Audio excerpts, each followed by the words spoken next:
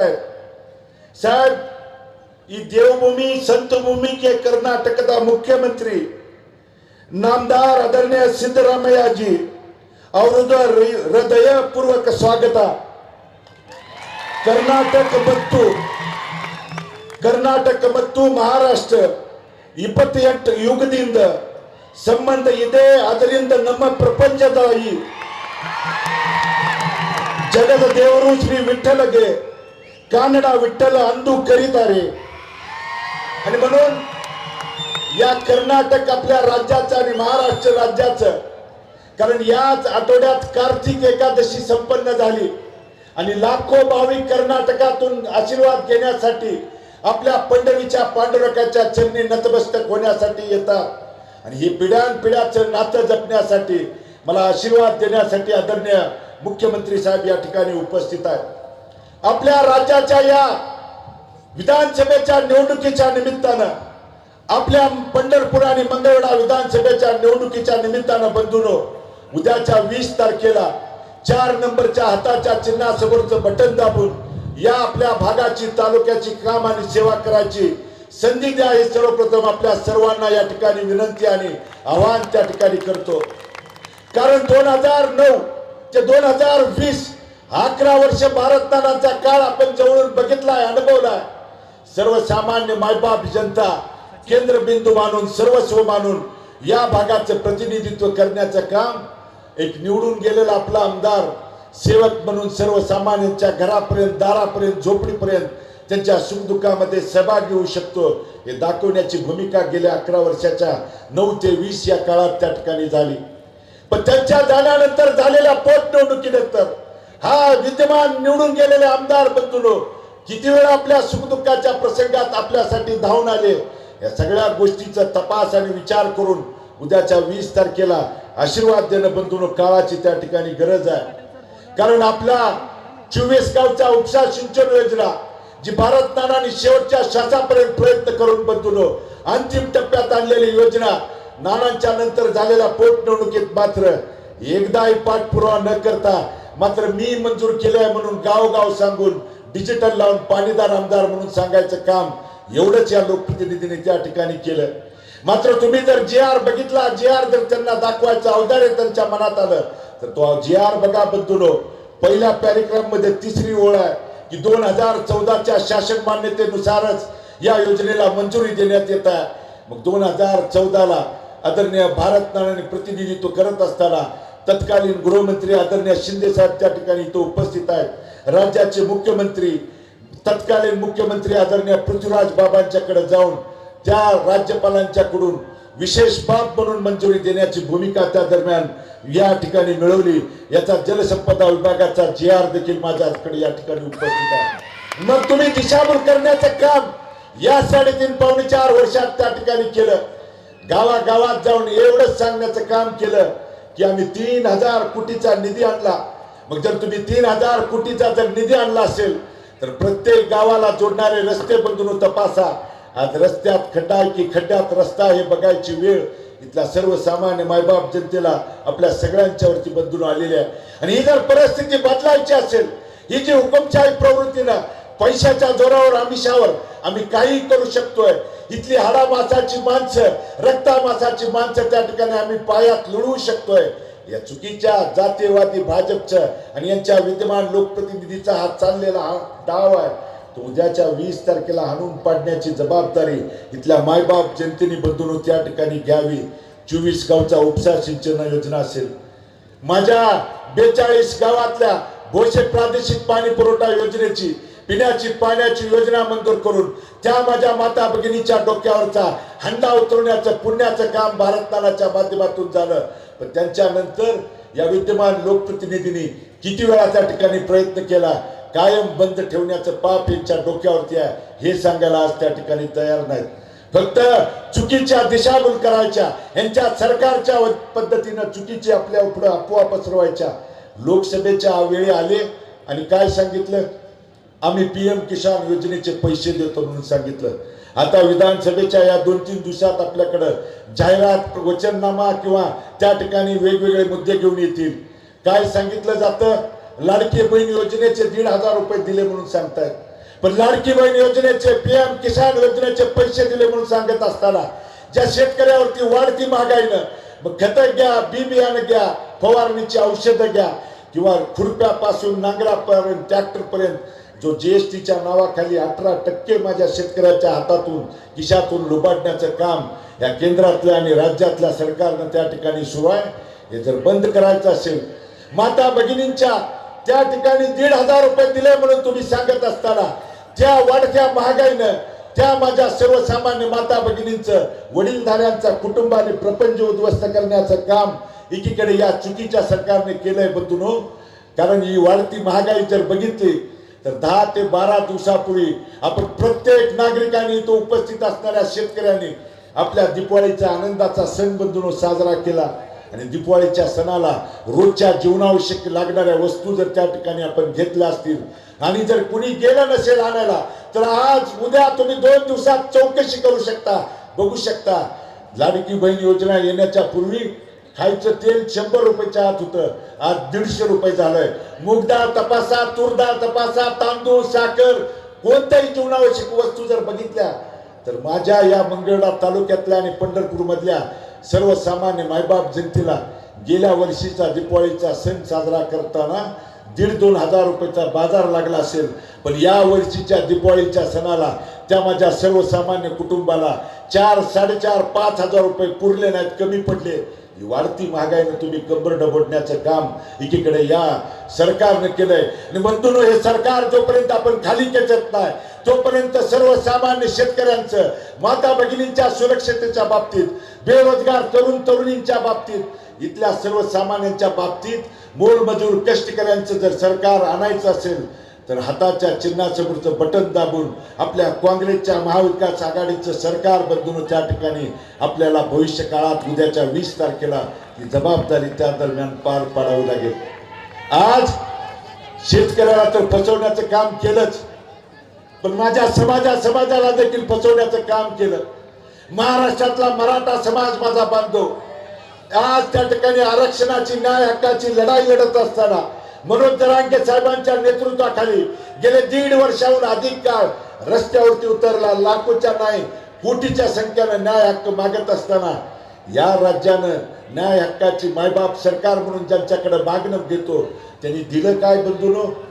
लाट्या चालवल्या, काट्या त्या ठिकाणी चालवल्या, दिवसा ढवळ्या आमच्या माता भगिनींच्या वरती, तरुणांच्या वरती गोळ्या झाडण्याचं या पुरोगामी महाराष्ट्रामध्ये काम केलं. आणि मग उद्याच्या 20 तारखेला मला समाजातल्या प्रत्येक बांधवांना, वडीलधाऱ्यांना, माता भगिनींना आणि तरुण सहकाऱ्यांना आव्हान आणि विनंती करायची आहे की त्या 20 तारखेला मतदान केंद्रापर्यंत जात असताना त्या माता भगिनींचा, वडीलधाऱ्यांचा, तरुणांचा आक्रोश असेल, सांडलेल्या रक्ताचा जर हिशोब घ्यायचा असेल तर हे सरकार आणि या राज्याचा गृहमंत्री ज्या चुकीच्या पद्धतीनं सर्वसामान्यावरती अन्याय अत्याचार करण्याचं काम करतोय याला खाली खेचण्याशिवाय आपल्याला चांगले दिवस बदलून येणार नाहीत. तीच परिस्थिती माझ्या धनगर समाज बांधवांची, ST प्रवर्गामध्ये आरक्षण मागणारा माझा धनगर समाज बांधव, या राज्याच्या विद्यमान गृहमंत्र्यांनी 2014च्या पूर्वी आपल्या महाराष्ट्र राज्यातल्या तमाम मायबाप धनगर समाज बांधवाला सांगितलं होतं, माझ्या हातात सत्ता द्या, सरकार द्या, मी पहिल्या कॅबिनेटला धनगर समाजाला न्याय देतो. 2014 पासून ते 2024 मध्ये 8 वर्ष बंधूंनो या भाजपच्या सरकारकडे सत्ता होती, यांची पहिली कॅबिनेट आणखी त्या ठिकाणी होती आहे. म्हणून धनगर समाजाच्या बाबतीत अशा पद्धतीनं तुम्ही चुकीचं वागत असाल. माझा मुस्लिम समाज न्याय हक्काची लढाई लढत असताना, रस्त्यावरती उतरत असताना या भाजपच्या जातीयवादी सरकारनं जातीयतेचं विष मनामध्ये आमच्या कालवून सामाजिक तेढ निर्माण करण्याचं काम त्या ठिकाणी केलं. ही कायमस्वरूपी हद्दपार करण्यासाठी, कारण बंधूंनो आपल्या ग्रामीण भागात आपल्या 12 बलुतेदार, 18 पगड जाती गुन्हा गोविंदानं एकमेकाच्या हातात हात घालून कितीतरी अनेक पिढ्या आपण एकत्रित गुन्हा गोविंदानं नांदतोय. पण या भाजपच्या सरकारला आपण एकत्रित नांदलेलं आवडत नाही, त्यांना नांदू द्यायचं नाही. कारण आपण बहुजन समाज एकत्रित आलो तर यांची राजकीय पोळी त्या ठिकाणी भाजणार नाही. या उद्देशानं सतत समाजामध्ये भांडण लावण्याचं काम त्या ठिकाणी सुरू आहे. आणि याला कायमस्वरूपी हद्दपार करण्याची जबाबदारी उद्याच्या 20 तारखेला बंधून आपल्या सगळ्यांच्या वरती आहे. म्हणून समाज, कोळी समाज बांधवांचा न्याय असेल, लिंगायत समाज बांधव माझा रस्त्यावरती उतरतोय, यांना समाजाला न्याय पाहिजे असेल तर आपण आशीर्वाद द्यावा ही विनंती करतो. शेतीला जोडधंदा म्हणून दुग्ध व्यवसायाकडे माझा शेतकरी वळला. महाविकास आघाडीचे उद्धवजी ठाकरे साहेब मुख्यमंत्री असताना दुधाचा दर 36-37 रुपये बंधून होता. तपासून बघा, आज दुधाचा दर 28 रुपये आहे. तोही हातात मिळेपर्यंत माझ्या शेतकऱ्याच्या मनामध्ये भीती आहे, मिळतोय का नाही. आणि ही अडचण त्या ठिकाणी कुणी केली बंधूनो?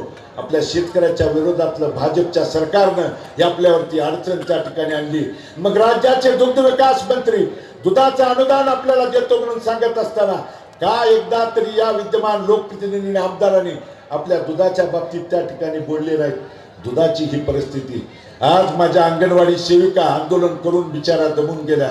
माझ्या आशा वर्कर भगिनी आंदोलन करून दमून गेल्या. माझ्या जुन्या पेन्शन योजनेचे बांधव आंदोलन करून दमून गेले. आणि प्रत्येक समाजाला, घटकाला, माता भगिनीला जर अन्याय अत्याचाराची वागणूक तुम्ही देत असाल, 1,500 रुपये दिले म्हणून सांगत असताना, त्या दिवसाढवळ्या माझ्या माता भगिनींच्या वरती अन्याय अत्याचार होत असताना, पोटच्या लेकी बाळींच्या वरती, 4-4 वर्षाच्या मुलींच्या वरती अन्याय अत्याचार होत असताना राज्याचा गृहमंत्री एका शब्दाने बोलायला बंधून तयार नाही.